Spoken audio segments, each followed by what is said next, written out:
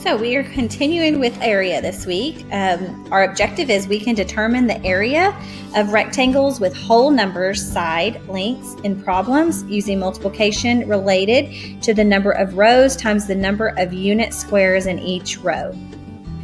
When you see a problem like this where you have to find the area, then you just have to determine how many boxes there are inside.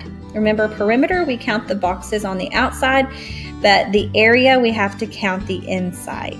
So what would the answer for this one be? I'll give you just a minute to think about it.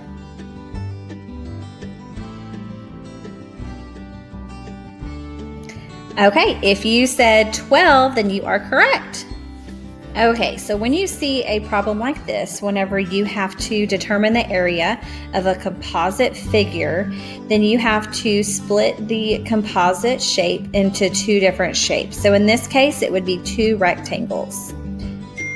What would be the area of the bottom rectangle? What length and width would you use to find the area for the bottom rectangle?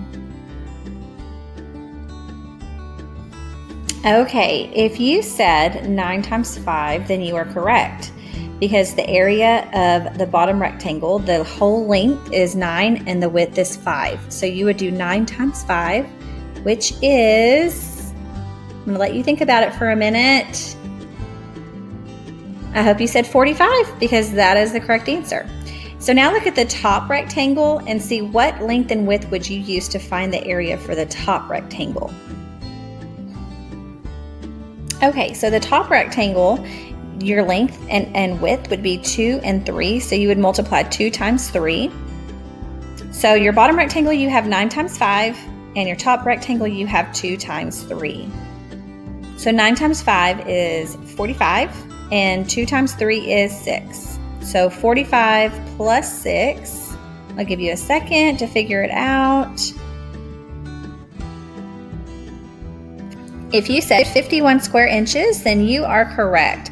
We don't want to forget our unit of measurement, because that tells us exactly what size the area is. Okay, and this is the third type of problem that you will see. So the first one we saw was where we just had to count the boxes inside. The second one was a composite figure, where you have to figure out the length and the width of two different shapes and then add those together.